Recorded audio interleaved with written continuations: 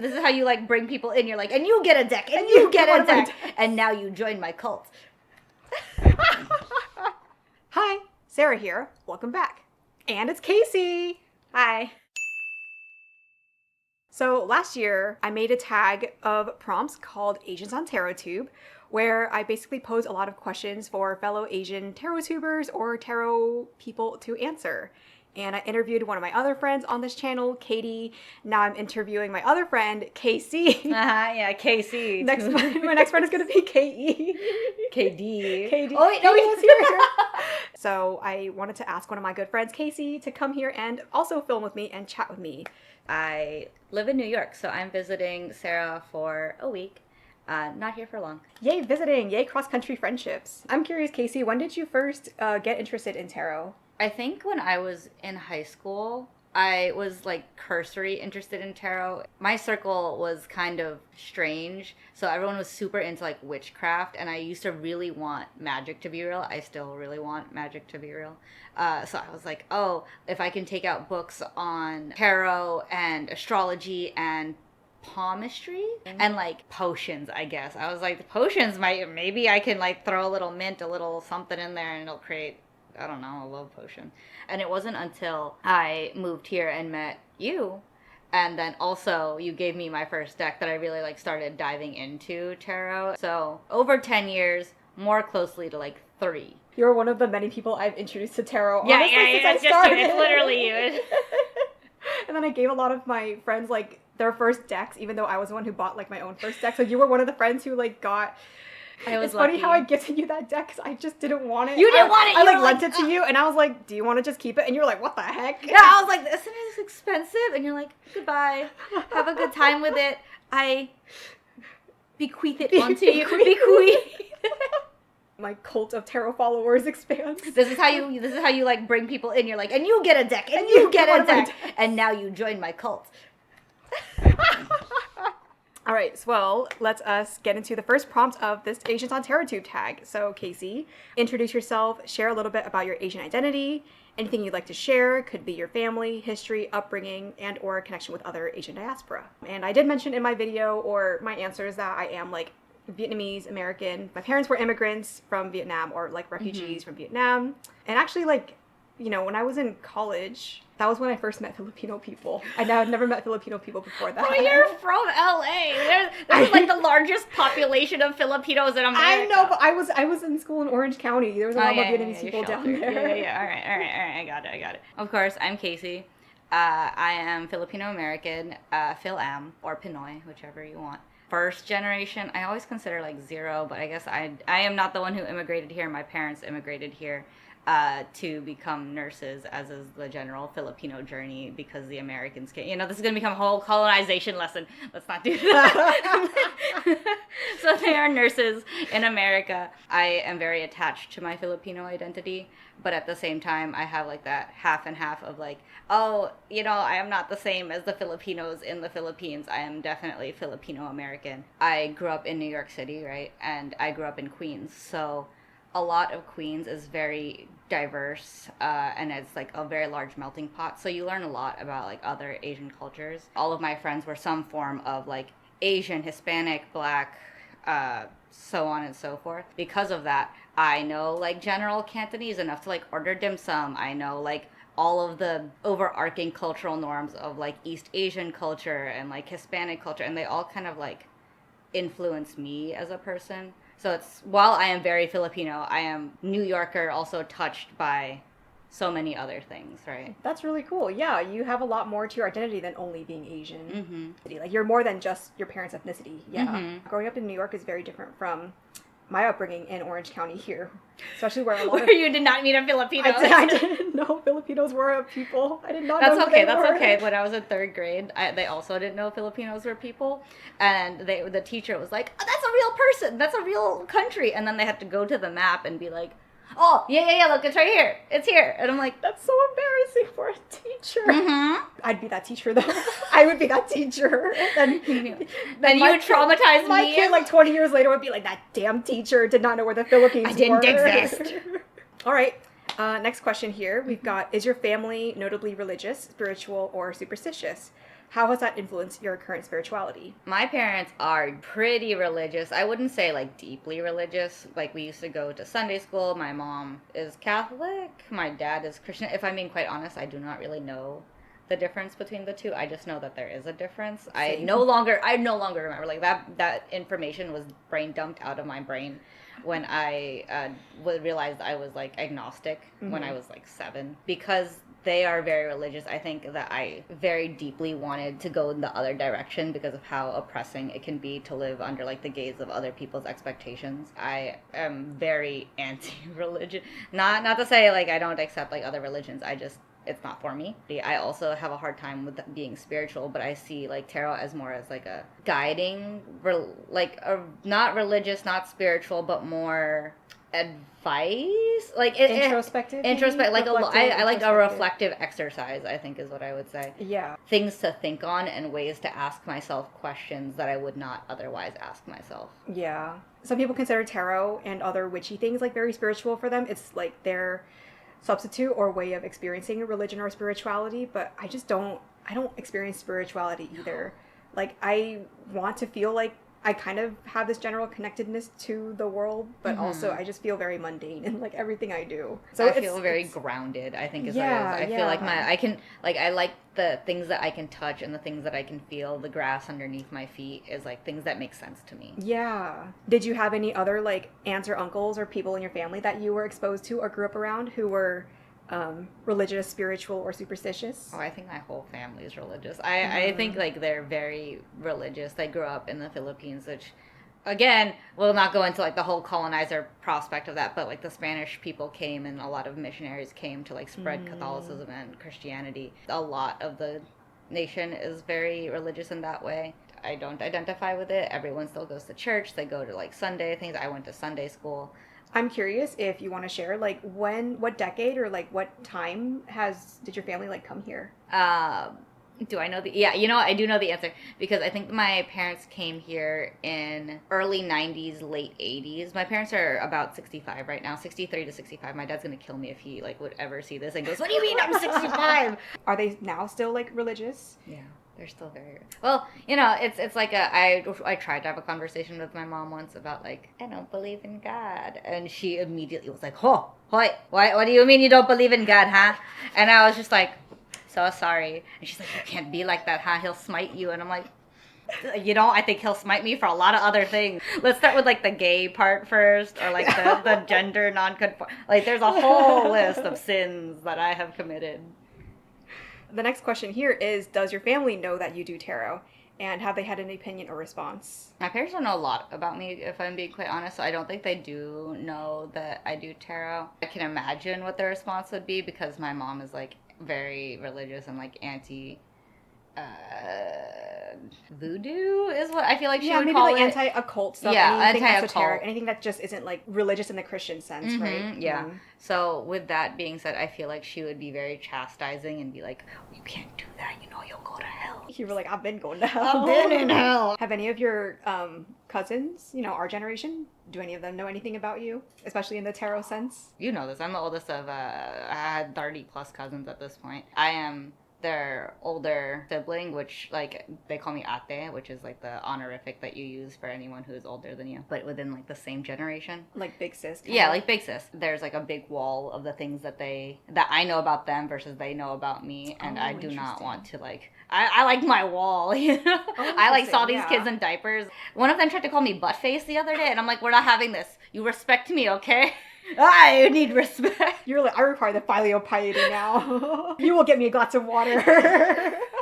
You know, they try to use my name every once in a while. No. It's out there to you to get it right. But that being said, they also don't know about any of this. I'm sure that they like have heard about it. They range between the ages of like 6 and I think the oldest might be 24 now. So they're still pretty like young, you know. Mm-hmm.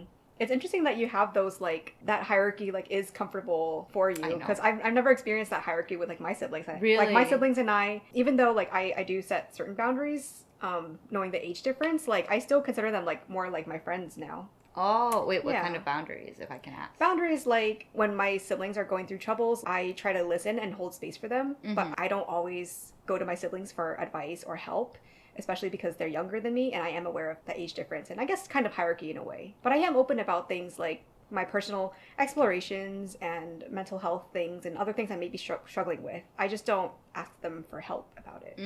So to hear that you're not open to even discussing or just open to sharing is interesting to me. Yeah. I think I emulate my dad a lot. So I am the oldest daughter of the oldest son of the oldest son of the oldest son. So I am like the eldest of a generation of eldest people, right? Like a movie protagonist. My whole family was born of heir to the throne. I'm the next heir to the throne. I am the heir to the throne. Yeah. I have watched my father, who is also the oldest, who emulates his father, who is the oldest. My father has like 7, 8 something brothers and sisters who I grew up with, who are my aunts and uncles. And he's very separate from them. We'll have family gatherings, and we have like 50 plus people in our core family. And people will talk to him, but he is like definitely like the big person in the house, and it just seems a little lonely. But I also don't know how to like break away from that, because my head is very filial oriented, where I'm like, no, I need to be respected because I went through a lot to get y'all here. I raised children as a child, so I need to be respected. Well, like you said, your cousins are still young, so they're babies. Your relationship will keep growing or stay the same as what you want, and that's your life. We'll be 60, I'll be like, you are 65, it is ate to you. Wait, I'm 65. You're 65, they're 60, like, 60. Give me a glass of water. No. So the next question we've got here is, do you feel like your Asian identity or experiences affect how you do tarot? I would be hard pressed to say that it doesn't.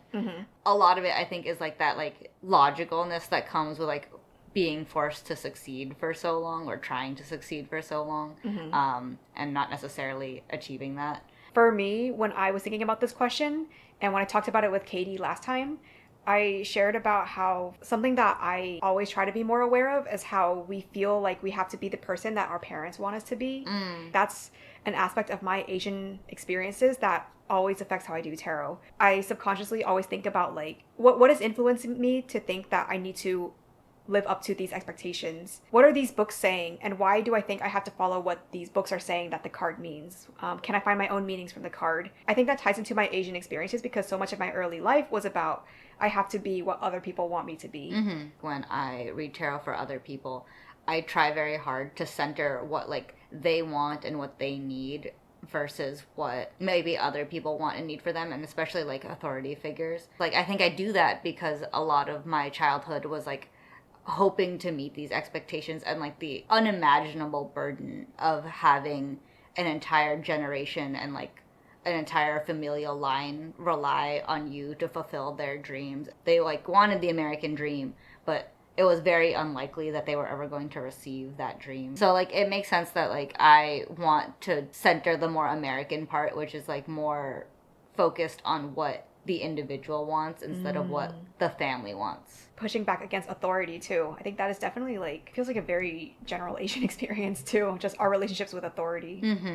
All right, the next prompt here is, are there any tarot cards that particularly resonate with you about your Asian experiences? I have the Chariot right here. Let's hold it up. Yeah, right there, right here. Yeah, the Chariot. There we go. Do I It's not even centered. This is from the Spacious Tarot, but also any Chariot card overall, right? So why does the Chariot card really resonate with you? The first time I ever got the Chariot card was in a reading that you did for me 3+ years ago at this point, when I was going through a tumultuous period of my life, trying to figure like my relationships out at the time and like what I wanted for my life. And I think this was like either the first card that you pulled or the second card that you pulled. Every reading I did by myself after that, I somehow ended with like the Chariot in the reading. And I was getting so frustrated, like, the stupid fucking card. I'm like, bleep that. But I think it resonates a lot with me because the Chariot is like adversity, but then also overcoming adversity, like riding the waters of this difficult time and knowing that eventually you'll come out and be okay. But you're just going to have to keep going, like, even if it's difficult, even if you don't know when it's going to be over, you just keep going. And I feel like that is the biggest embodiment of, one, immigrant culture, and two, like, Asian culture, where you are just expected to, like, grit your teeth and bear it, and hope that at the end everything is going to be okay, right? Yeah, that does feel very resonant of the Asian experience, especially like when we're growing up. Our parents didn't have any idea of like the socio-political environment that they came to America to. Our parents were not here to like think about what it means to be Asian American. They're literally just here to survive, like growing up or being here in like the 80s, 90s. Yeah, like you said, there's just nothing you can really do about it, but just go forward, just move forward. I really like that framing. I really like that framing. I love the chariot, even though I hate the chariot. And I was talking about with Casey earlier about how I love this depiction of the chariot in particular, because usually there's a person or a figure in the chariot card who is like harnessing stuff. I think that the real meaning of the chariot isn't about the figure or the person doing the movement. If it was about the person, it would be called the charioteer, in my opinion. But the fact that it's called the chariot means to me that it really is just a representation of movement. Like, it's not about like thinking, it's just moving forward and like the river, just going through the river. So yeah, thank you for sharing. I really like your interpretation of it. Number 6, the next prompt is, why do you want to find other Asian tarot friends? Casey is actually in the Asian Discord server that I do help moderate, and we've done a lot of in-person meetups. That is actually how I met Casey, like first online through this Discord server, but also in person when they came to one of my board game meetups. And then from there, we just started like talking and being better friends. So Casey and I actually do share a lot of other Asian tarot friends, even if you're in New York and you don't actually like see them that much. All right, online friends are real friends. You're real friends. We are real friends. We are real friends. Present tense.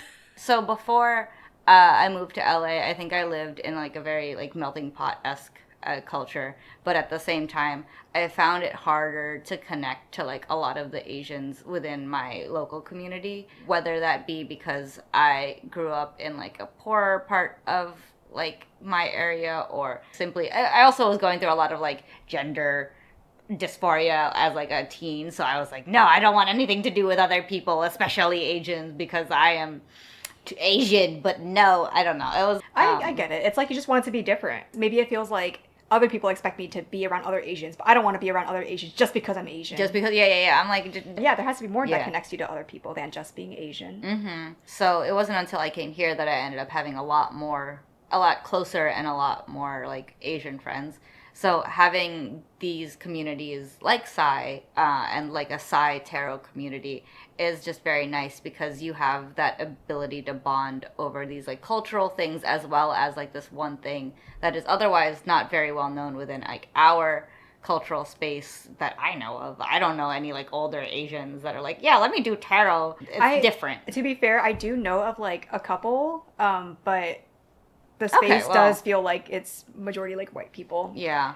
But I do know of like a couple, like 2 or 3 to 5 like prominent Asian voices in the tarot community. And I know Benabel Wen actually made a blog post 3 years ago or something, like listing a bunch more Asian voices in the tarot community. But to your point, still, like when we think of tarot readers and tarot communities, we don't usually think of like Asian people as the forefront of that, or as any prominent face in that. Yeah. Have you made any more tarot friends in New York, whether Asian or not? No. Oh, interesting. Oh, actually, not Asian. I have a friend whose name is Arthur, and he is also very into tarot. He collects a lot of like different cards, different tarot decks, actually. When I do readings for him and vice versa, we're just like, how is this going? It's like, bad. The answer is bad. And we'll do like a similar reading across 3 cards or 3 different decks, and all of the decks will be like, you should not do that. And he'll be like, I will not listen. And I'm like, perfect. Me either. I wish you were here so we could do like more tarot stuff in person. It would be really fun to like compare decks, talk about different experiences with decks, and just loan each other our decks like I do with all my other Asian tarot friends. Oh, all of your other Asian friends that aren't me. I got aren't it. you. You are. It's okay. I shipped you a deck that was also a puzzle. So oh I'm yeah. hopefully Tarot. like that. What is it? Light in the Mist. Yeah, yes, Light in the on my Mist. shelf. Well, we are at the last prompt already. The last prompt is, lastly, show and tell a deck, and you can just share why you wanted to show it off. Okay. I was foolish, and I did not remember to bring the deck that I wanted to bring, but it was the deck that Sarah gifted me. That was like the first deck that I owned, which was the 5-cent tarot deck pictured here. Picture here or video clip. Or We'll video do video something. clip, something. I really liked it because I was starting to understand tarot a little bit more, but I still had, like, it was a very daunting experience. Like, there's so many cards, the deck is huge. I used to be a scientist, so I majored in biology. I used to do research. I really liked the 5-cent tarot deck because it felt like similar to animal anatomical drawings and like science-y-ish, like in the old way that science was depicted. So I really liked the aesthetic of it. But at the same time, what made it really accessible for me was that there were like these words, like little like arcs on the bottom and top. So whether it was upright or whether it was reversed, that felt very accessible to me compared to like, let me look at this book. Yeah, that's true. The keywords make it very accessible. It's not as daunting for a straight up beginner, completely new to tarot, to pick up. This tarot deck, the Spacious Tarot, like I have to fully rely on the imagery here to understand what's going on. And sometimes I'm like, what if I'm wrong? And I have a very hard time being wrong. So like the more abstract creative pulling of just image decks gives me a lot of anxiety. Oh, you okay, know? okay. From what I recall, do you have many other keyword decks? No. I have, I think, like 5 other decks. I could be wrong. One of them is a deck that my partner gifted me that's like a flower deck. And I love that because I'm really big on flowers. All of my tattoos are flowers. I love like the symbolism behind flowers and the meanings behind flowers because I have like a background in understanding that and all of that. I'm like, oh, this makes sense to me. Like the white lily is like death or like also peace. The chrysanthemum also can mean death and peace. I, who have zero background knowledge of flowers, find that deck really hard to read with because they all just look like flowers. The flowers aren't doing anything. They're just being flowers, and that is very difficult to me. Yeah. You say that you like keywords, but also this really abstract looking flower deck is like one of your other favorite decks. Yeah, because like some of them are like, oh, look at the way the thorns like cross into like the carnivorous plant. That means you're eating yourself. You're consuming yourself with your issues. And I'm like, yeah, I can figure this one out. I have to be really invested in the art of a deck for me to be like, yeah, I want to understand it. That's why people always say when you're learning tarot to get a deck that like actually visually and thematically like interests you. Well, we are here at the end of the tag. That was a breeze. I just really appreciate that you wanted to make a video with me. Oh yeah, you're fun to be with on camera or off camera too. You're fun to be with on camera. You're fun to be with in person. And I just think it's very nice that you have this whole community of like tarot tubers and that you put yourself out there. This is really amazing. Truly so amazing. Thank you. I know I'm in a very different place now, like than I was even 2 years ago before I had tarot tube. Well, that has been my interview or my chat with Casey, my pal Casey. If you have any more questions or comments for Casey, feel free to put them in the comments and Casey may or may not respond. All right, well, with that, we will close out for the day. Thanks for watching. Bye. Oh, now we have to refilm everything. No, I'm just kidding. It's fine. I don't think I qualify for up there. You believe in I was born. I was like, not that one. I do have some offers, actually. Thank you, Sarah, for everything that you have done for the Asian. I always want to do that, you know, just like that. Don't forget to like, follow, and subscribe.